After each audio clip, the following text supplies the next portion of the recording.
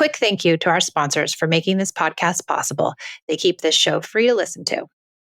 This is an ad by Regain Couples Therapy and features real testimonials. This was our first time trying therapy, and honestly, it was long overdue. Looking back, we just wish we had started sooner. Regain's qualified therapists help couples when they can't get there on their own. We thought it was intimacy issues, but Andrea helped us uncover a deeper root cause we hadn't even realized was there.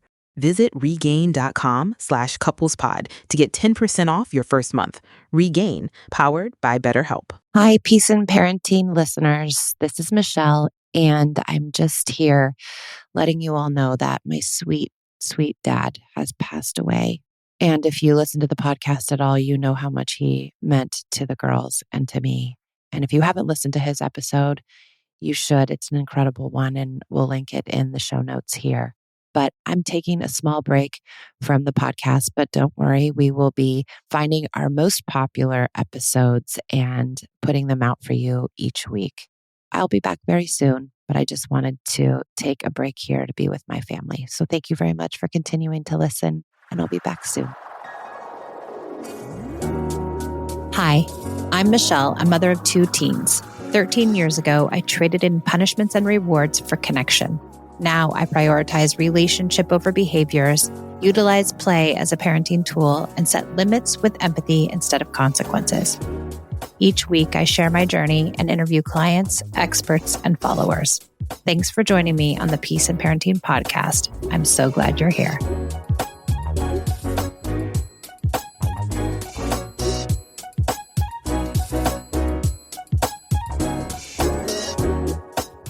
So discipline has been used to kind of describe this idea of punishments and rewards traditionally, but discipline in its essence means to teach somebody.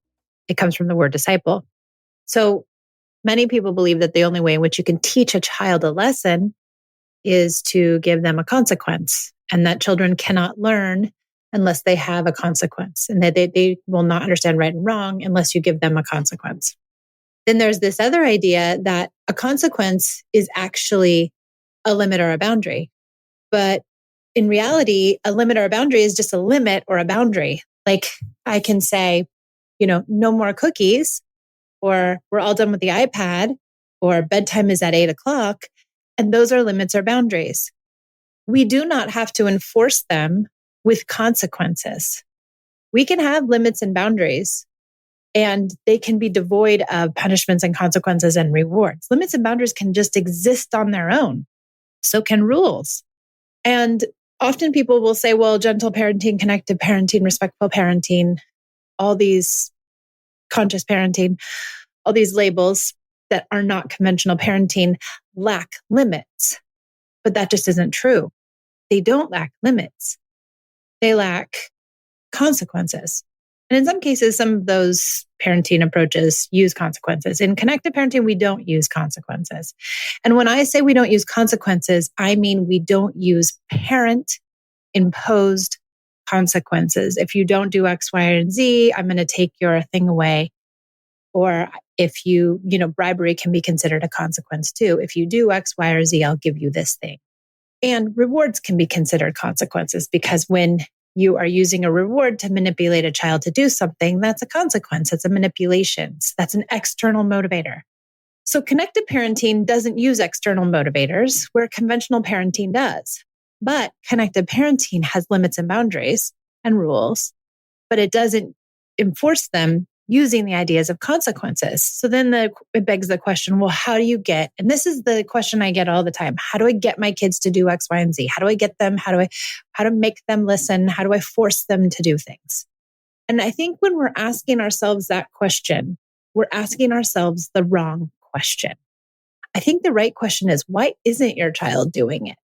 Why isn't your child choosing to be helpful around the house? Why isn't your child choosing to be kind? Why isn't your child choosing to do as you ask them to do when you need them to do things? And there can be a myriad of reasons why that's happening. Could be disconnection. Could be that your ask is outrageous. Could be that they're making a mistake and they just don't want to do what you ask because they're in a mood or they're having a hard time or they're struggling in their own life. But instead of asking those questions, many of us go to this idea of like, well, how do I just make them do it? I want to make them do it. They're not doing it and it's making my life hard. So I want to make them. I want to force them. And I'm going to do it with consequences. But what does that do to the child and to the relationship that you share with the child when you're only looking to make them do things because you want them to be obedient and you're going to do it with a consequence? What does that do to your relationship? And how does your child feel about you if you're just forcing them to do the things you want to do and you're not being curious about what's going on in the bigger picture? If we zoom out with different situations, and every situation is going to be different, right? But if you zoom out and start asking yourself some, getting curious and asking yourself some critical thinking questions, like, why is my child saying no? Is it because they feel bad about our relationship and they're really pushing against me because they want to, because they don't want to do what I say, because they're not feeling good about me? Or is it situational? Do they not want to do it because it's a big ask? They don't want to take the garbage out. They don't want to do their homework. And they're pushing in there because they don't feel as if they have enough autonomy. And they want to say no because they're exerting their free will, and as they should. And is it fair of us to try to control them into doing what we want them to do against their free will, or because we just want to, because we have our free will and our free will is stronger because we're more powerful and we're in control of the situation and we're bigger? And is that fair? We're hitting pause for a moment to thank our sponsors. These brands make sure you can listen to this podcast for free. Are you a mom who feels like you're juggling it all, but something just feels off?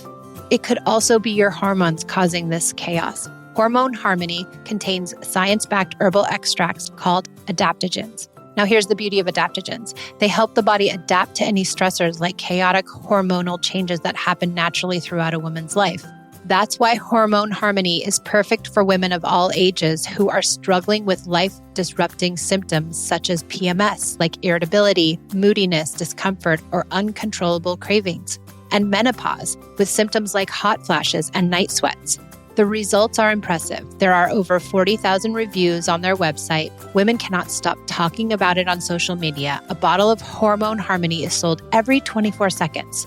So for a limited time, you can get 15% off your entire first order at happymammoth.com. Just use the code PEACE. Check out happymammoth.com. Use the code PEACE for 15% off today.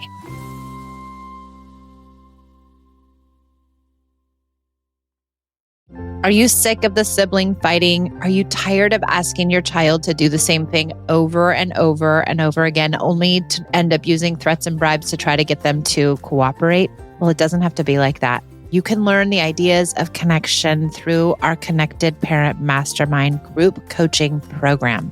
We meet 3 days a week. Myself and my 2 coaches hold meetings. We also give you access to all of my online materials, meaning 10 modules of instruction, PDFs, podcasts, and my book. You get to join our school community and interact with coaches and myself and so many parents who are doing this work just alongside you. So if you're feeling stuck, or if you want to accelerate your connected parenting practice even further, join the Connected Parent Mastermind. Click the link in the show notes for more information.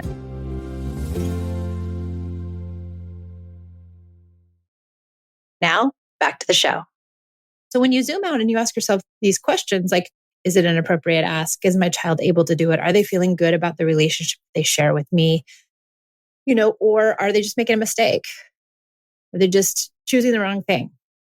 Now, back to this idea of limits and boundaries. When you have children who feel better about you, who feel better about the relationship they share with you, who feel better in the home that they're living in, who feel better in general, tend to adhere to limits and boundaries more frequently. Now, are they going to 100% of the time? Absolutely not. Because nobody should adhere to the boundaries in life 100% of the time blindly. I wouldn't ask you to do that, and I don't expect children to do that. And I don't do that.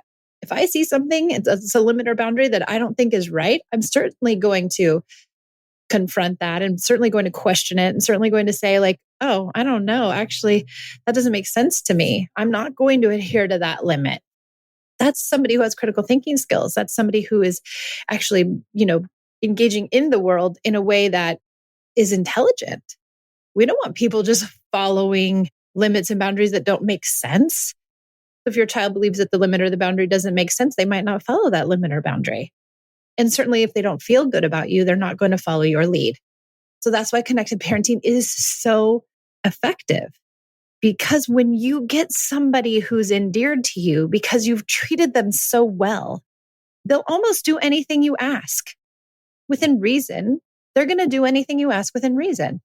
My kids, for the most part, they do what I ask them to do because they are not mad at me. They're not pushing against me. There's no conflict here. Sure, it's not always easy. The hard asks are still hard. The dishwasher is like the hardest ask. The trash is the hardest ask. But if I ask for help, or if I ask someone to help me, bring in the groceries, or if and to be really honest, if I'm being truly honest, my kids don't really need a lot of limits and boundaries because they limit and boundary themselves, because they understand what right and wrong is internally. They don't need me to put in place all these crazy limits and boundaries and rules. They govern themselves because they want to. I don't need to step in and govern them. Now, granted, my kids are 18 and 15, but for a very long time, they've been doing the right thing because they want to do the right thing. And when they don't, that's a question for themselves. They'll suffer the natural consequence of whatever it is. If they're mean to me, like for instance, I know Pia said something the other day that she didn't mean. She was being really mean. And she didn't necessarily apologize. She's not an apologizer, but she always makes amends. So she came and was super nice to me and cuddling up to me and asked me if I wanted to do X, Y, and Z with her. And she, brought me something that I really liked and asked me if I wanted a tea. And I knew and I could tell that she was making amends because she felt bad internally about how she had treated me. I didn't need to say a word. I didn't need to berate her. I didn't need to do anything because she understood that it didn't feel good for her. I didn't need to point it out to her. I didn't need to correct her. I didn't need to do anything to shame her. She had her own internal shame. So I don't need a consequence. And really realistically, I don't need a boundary. I don't need it said out loud. The boundary in our house and the rule in a house, but this is a rule in life, right? I don't need to say it explicitly. We have to be kind to one another. That's expressed in the way we treat each other. That's expressed in the way we talk about things. Kindness isn't something I need to tell my kids to be. Kindness is something I exemplify and model and expect. But I also don't chastise them if they can't get there because I don't always get there. I don't always say and do the right thing. I'm not always perfectly kind, and neither are they. So back to this idea of, I got on a tangent here. I think I do that often, but I hope it's a tangent where we can all learn. But the idea of punishments and consequences being limits and boundaries is just, it's a false congruency, right? They do not mean the same thing. Limits and boundaries are things, and expectations and rules are things that occur in our home that we can either state explicitly if we absolutely have to, or they're things that we just expect and everybody kind of knows. We know we're not supposed to hit our brother and sister. We know we're supposed to be kind. We know we're supposed to clean up after ourselves, and we model those things. We don't need to use consequences to enforce limits and boundaries. What we need to do is build connected relationships. So we have kids that will, for the most part, do as we ask them to do within reason. And when they don't, we don't go to, how can I make them? I want them to do this. I need them to be obedient. They don't listen to me. Instead of going there in your head, they're not against you. They're not trying to be unkind. They're not doing all this on purpose. Go to curiosity. Why aren't they doing it? What's going on here? Is it disconnection? Can I get connected? Is it because it's a bad ask? Is it because it's a hard ask and I'm going to really need to build lots of connection around this ask to get it done? Or is it because they're exerting their free will? Or is it because they don't feel that great about me? They don't want to do what I say. If you start getting curious, you're going to get to a better answer here around the bad question, which I don't really like. How do I get my kids to do this X, Y, or Z for me? Maybe you'll get to a new question and then you'll come up with a new answer. And then you can solve your problem around this idea. So consequences, punishments, and rewards are not limits and boundaries. Limits and boundaries are just that, limits and boundaries. And they can exist on their own without having to use consequences, punishments, or rewards.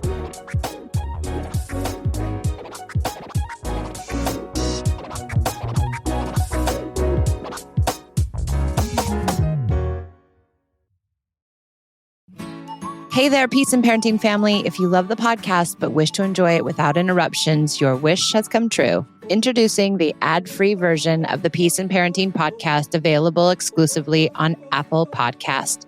As a subscriber, you'll get all the heartfelt advice, parenting stories, and actionable tips you love without any ads. For less than the cost of a coffee each month, you will enjoy uninterrupted listening while also supporting our work to help you build stronger connections with your kids. Try it out for free. Simply find Peace and Parenting on Apple Podcasts, click Try Free, and you'll gain immediate access to our ad-free episodes. There's no commitment and you can cancel anytime. So if you're ready for a more peaceful, uninterrupted listening experience, subscribe now. Let's keep focusing on connection without the distractions. When we started writing our thoughts down on paper, it opened up endless possibilities. Ideas could grow beyond the borders of the mind, and it changed the world. Somewhere along the way, we lost touch with paper, distracted by devices made for every purpose except for thinking and focus. On edge, waiting for the next notification. But what if new technology didn't pull us away from paper, but brought us closer to it? Listen. That's not paper. It's the sound of the new Remarkable Paper Pro, rewriting the future. A paper tablet with a true color ink display, gentle reading light, and unheard of tactility. With digital features for taking notes, thinking, and organizing, without any distractions. Paper is about to change the world again. Get your paper tablet at remarkable.com today.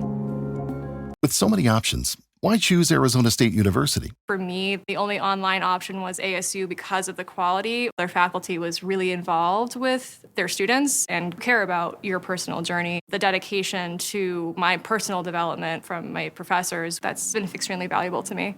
Earn your degree from the nation's most innovative university. Online. That's a degree better. Explore more than 300 undergraduate, graduate, and certificate programs at asuonline.asu.edu.